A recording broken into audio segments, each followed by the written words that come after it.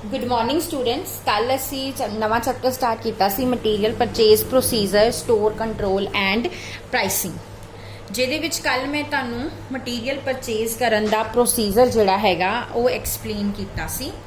अज असी purchase control नाल related कुछ न्यूमेरिकल जिहड़े हैगे आ वो सॉल्व करांगे, जिहदे विच सब तो फस्ट क्वेश्चन जो है वो की आ कि डिफरेंट तुहानू कोटेशनस दित्तियां होईयां आ एक सप्लायर दे कोलों, अगर असीं उहदे कोलों मटीरियल एक्स लैना आ ते जिहदे विच अलग अलग क्वांटिटी दे अलग अलग रेट मैंशनड ने।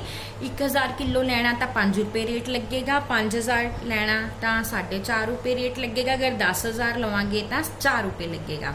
उस तो इलावा 20% डिस्काउंट आ ते 5% कैश डिस्काउंट आ अगर 15 दिनों पेमेंट जिहड़ी आ वो कर दित्ती जांदी आ। और 1000 किलो मटीरियल लई एक कंटेनर जिहड़ा आ वो चाहिदा आ ते कंटेनर दी कॉस्ट जिहड़ी आ कंटेनर चार्ज किया जाएगा एक कंटेनर 100 रुपीज़ दा, और अगर असी उसनू 3 महीने दे विच रिटर्न कर दिंदे आ तां ओहदे 90 रुपीज़ जिहड़े आ वो वापस मिल जाणगे।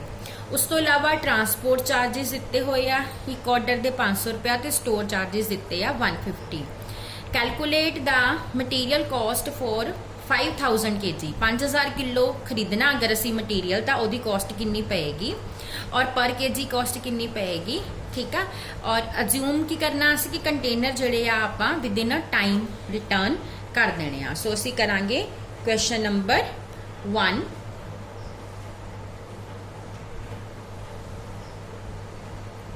Calculation of cost of material.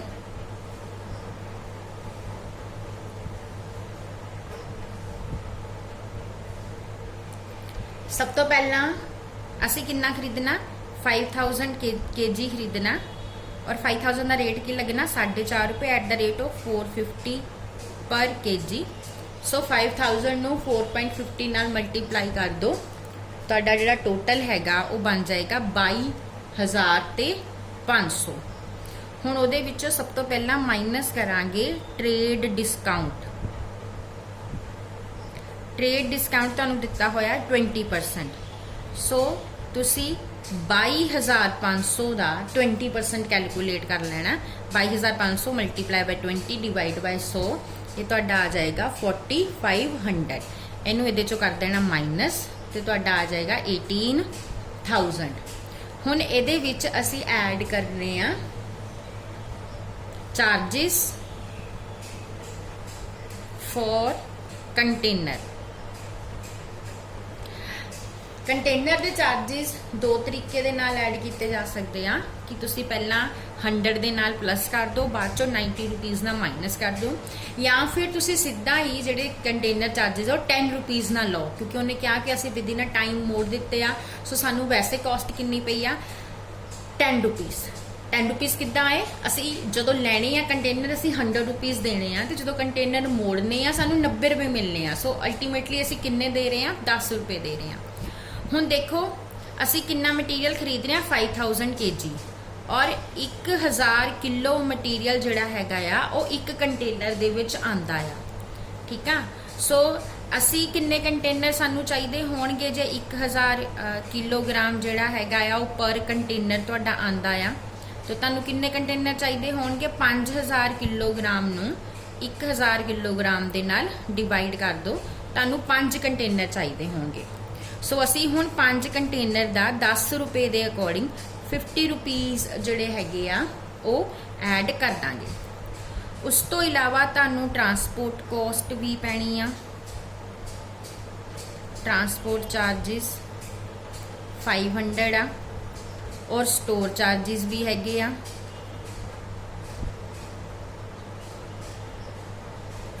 150। सो तुसी प्लस कर देने ही सारे 18,700 जिहड़े हैगी आ तुहाडी टोटल कॉस्ट पेगी। ते हुण असी पर केजी कॉस्ट कढ लैनी। 18,700 नू 5,000 ना डिवाइड करके तो तुहाडी पर केजी कॉस्ट जिहड़ी आ वो 3 रुपीज़ 74 पैसे जिहड़ी आ वो पएगी। सो इस तरीके नाल आपां कॉस्ट जिहड़ी आ कैलकुलेट कीती आ। हुण असी नैक्सट क्वेश्चन नंबर 2 करांगे। A lorry load of material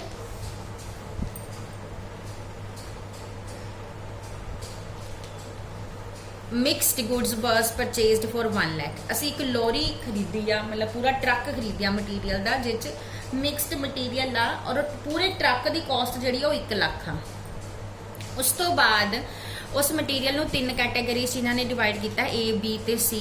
तिना दे 1000 यूनिट्स 2000 दे 2400 यूनिट्स आ, तो तिना का सैलिंग प्राइस दे दिता। वो कहते हैं कि हर कैटेगरी के मटीरियल की जिहड़ी हैगी आ पर यूनिट तुसी कॉस्ट कैलकुलेट करनी है। सो स्टूडेंट्स ये 3 तरह का मटीरियल हैगा आ, ए बी ते सी। सो असी की करांगे, 3 कॉलम बना लेने आ।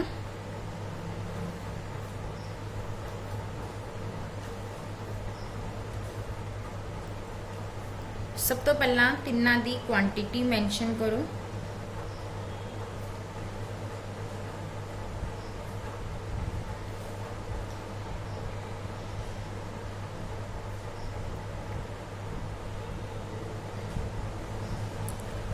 उस तो बाद इन्हां दा सैलिंग प्राइस।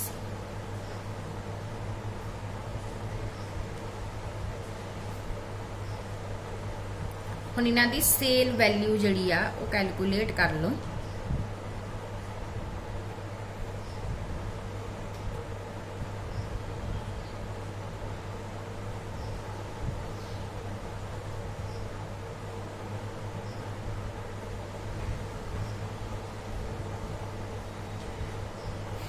सो इसे सेल वैल्यू के बेसिस से आप रेशो बना लेनी आ।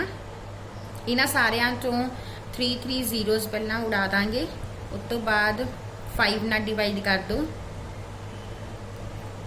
4 9 ते 12 की जिहड़ी हैगी आ वो रेशो बन गई आ।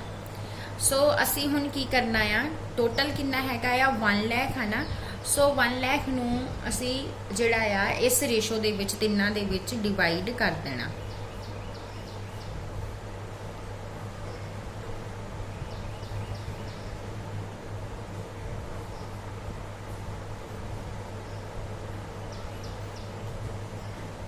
One lakh multiply by 4 divide by तिना का टोटल कितना 25। 1 लाख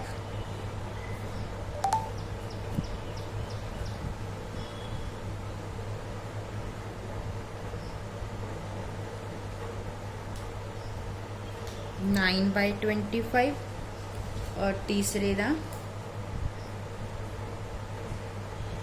12 बाय 25। स्टूडेंट्स पहले का तो आ जाएगा 16,000, दूसरे का आ जाएगा 36,000 ते तीसरे का आ जाएगा 48,000। हुण ये तुहाडी टोटल परचेज कॉस्ट आ गई। हुण पर केजी प्राइस कढ लो 16,000। ये नंबर ऑफ यूनिट्स किन्ने सी 1,000, इन्ना डिवाइड कर दो। सो ये आ गया 16 रुपये। इत्थे 36,000 नूं नंबर ऑफ यूनिट्स सीगे 2,000 ना डिवाइड कर दो 18 रुपये। इत्थे 48,000 नूं नंबर ऑफ यूनिट्स 2400 ना डिवाइड कर दो ते 20 रुपये।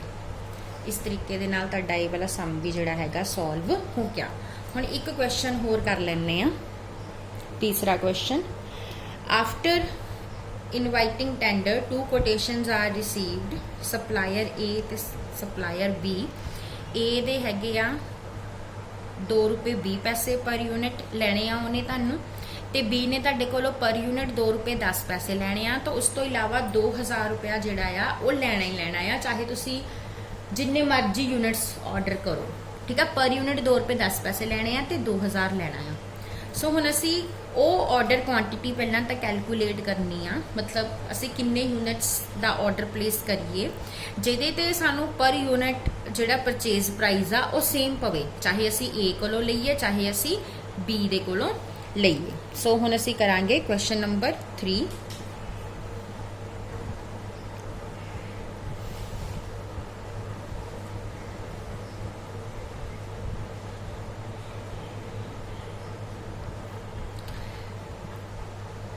ਸਪਲਾਇਰ A ਦਾ ਹੈਗਾ 2 ਰੁਪਏ 20 ਪੈਸੇ ਤੇ B ਦਾ ਹੈਗਾ 2 ਰੁਪਏ 10 ਪੈਸੇ ਪਲੱਸ 2000 ਰੁਪਇਆ।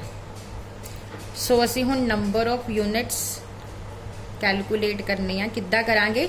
ਇਹ ਜਿਹੜਾ 2000 ਲੈ ਰਹੇ ਆ ਨਾ ਫਿਕਸ ਕਾਸਟ, ਉਹ ਉੱਪਰ ਲੈ ਲਾਂਗੇ ਤੇ ਜਿਹੜਾ ਇਹ ਵੇਰੀਏਬਲ ਕਾਸਟ ਆ ਪਰ ਯੂਨਿਟ ਜਿਹੜੀ ਆ, ਇਹਦਾ ਜੋ ਡਿਫਰੈਂਸ ਆ 2 ਰੁਪਏ 20 ਪੈਸੇ ਤੇ 2 ਰੁਪਏ 10 ਪੈਸੇ ਦਾ ਡਿਫਰੈਂਸ ਕਿੰਨਾ? 10 ਪੈਸੇ, ਉਹ ਥੱਲੇ ਲੈ ਲਾਂਗੇ। ਸੋ 2000 ਨੂੰ 10 ਪੈਸੇ ਨਾਲ ਤੁਸੀਂ ਡਿਵਾਈਡ ਕਰੋਗੇ ਤਾਂ ਤੁਹਾਡਾ 20000 ਯੂਨਿਟਸ ਜਿਹੜੇ ਨੇ ਉਹ ਆਨਸਰ ਆਏਗਾ ਕਿ 20000 ਯੂਨਿਟਸ ਦਾ ਅਗਰ ਤੁਸੀਂ ਆਰਡਰ ਪਲੇਸ ਕਰੋਗੇ ਤਾਂ ਚਾਹੇ A ਕੋਲੋਂ ਕਰੋ ਜਾਂ B ਕੋਲੋਂ ਕਰੋ, ਤੁਹਾਨੂੰ ਸੇਮ ਜਿਹੜਾ ਆ ਉਹ ਪਏਗਾ। ਹੁਣ ਸਟੂਡੈਂਟਸ, ਅਗਰ ਅਸੀਂ 20000 ਨਾਲੋਂ ਵੱਧ ਯੂਨਿਟਸ ਦਾ ਆਰਡਰ ਪਲੇਸ ਕਰਾਂਗੇ ਤਾਂ ਸਾਨੂੰ ਸਪਲਾਇਰ B ਜਿਹੜਾ ਹੈਗਾ ਉਹ ਸਸਤਾ ਪਏਗਾ, ਤੇ ਜੇ ਅਸੀਂ 20000 ਯੂਨਿਟਸ ਨਾਲੋਂ ਘੱਟ ਦਾ ਆਰਡਰ ਪਲੇਸ ਕਰਾਂਗੇ ਤਾਂ ਸਾਨੂੰ ਸਪਲਾਇਰ A ਸਸਤਾ ਪਏਗਾ। ਹੁਣ ਤੁਸੀਂ ਦੇਖੋ ਇਹਦੇ ਵਿੱਚ ਲਿਖਿਆ ਆ ਕਿ purchase officer want to place an order for 15000 units. ਵੀ ਉਹ 15000 ਯੂਨਿਟਸ ਦਾ ਆਰਡਰ ਪਲੇਸ ਕਰਨਾ ਚਾਹੁੰਦਾ ਤਾਂ ਕਿਹਦੇ ਤੋਂ ਸਾਨੂੰ ਲੈਣਾ ਚਾਹੀਦਾ? ਇਸ ਰੂਲ ਦੇ ਅਕੋਰਡਿੰਗ ਜਿਹੜਾ ਮੈਂ ਤੁਹਾਨੂੰ ਦੱਸਿਆ, ਤਾਂ ਸਾਨੂੰ ਸਪਲਾਇਰ A ਜਿਹੜਾ ਹੈਗਾ ਉਹ ਸਿਲੈਕਟ ਕਰਨਾ ਚਾਹੀਦਾ ਆ, ਕਿਉਂਕਿ 20000 ਤੋਂ ਵੱਧ ਜੇ ਖਰੀਦਣੇ ਆ ਤਾਂ B, ਘੱਟ ਖਰੀਦਣੇ ਆ ਤਾਂ A। ਹੁਣ ਮੈਂ ਤੁਹਾਨੂੰ ਇਹ ਕੈਲਕੂਲੇਸ਼ਨ ਵੀ ਕਰਕੇ ਦੱਸ ਦਿੰਨੀ ਆ। ਦੇਖੋ ਜੇ ਅਸੀਂ A ਤੋਂ ਲਵਾਂਗੇ 15000 ਯੂਨਿਟ 2 ਰੁਪਏ 20 ਪੈਸੇ ਦੇ ਨਾਲ, ਤਾਂ 15000 ਨੂੰ ਤੁਸੀਂ 2 ਰੁਪਏ 20 ਪੈਸੇ ਨਾਲ ਮਲਟੀਪਲਾਈ ਕਰਕੇ ਦੇਖ ਲਓ ਕਿੰਨਾ ਆਂਦਾ। ਔਰ B ਇਹ ਕੋਈ ਤੁਹਾਡਾ 33000 ਆ ਜਾਏਗਾ। ਔਰ ਜੇ ਅਸੀਂ B ਤੋਂ ਖਰੀਦਦੇ ਆ ਤਾਂ 15000 ਨੂੰ 2 ਰੁਪਏ 10 ਪੈਸੇ ਨਾਲ ਮਲਟੀਪਲਾਈ ਕਰਨਾ ਆ ਤੇ 2000 ਇਹਦੇ ਵਿੱਚ ਪਲੱਸ ਕਰਨੇ ਆ। ਇਹ ਤੁਹਾਡਾ 31500 ਪਲੱਸ 2000, ਇਹ ਤੁਹਾਨੂੰ ਜਿਹੜਾ ਹੈਗਾ ਆ 33500 ਪਏਗਾ। ਸੋ ਸਟੂਡੈਂਟਸ, ਜੇ A ਤੋਂ ਖਰੀਦਾਂਗੇ ਤਾਂ 33000 ਰੁਪਏ ਕਾਸਟ ਪਏਗੀ, B ਤੋਂ ਖਰੀਦਾਂਗੇ ਤਾਂ 33500 ਪੈਗੀ। ਸੋ ਜੋ ਮੈਂ ਤੁਹਾਨੂੰ ਰੂਲ ਦੱਸਿਆ ਉਹਦੇ ਅਕੋਰਡਿੰਗ ਸਾਨੂੰ A ਕੋਲੋਂ ਹੀ ਜਿਹੜਾ ਇਹ ਮਟੀਰੀਅਲ ਖਰੀਦਣਾ ਚਾਹੀਦਾ ਆ। ਸੋ ਬਾਕੀ ਕੁਐਸਚਨ ਹੁਣ ਜਿਹੜੇ ਹੈਗੇ ਆ ਅਸੀਂ ਉਹ ਕੱਲ ਕਰਾਂਗੇ। Thank you.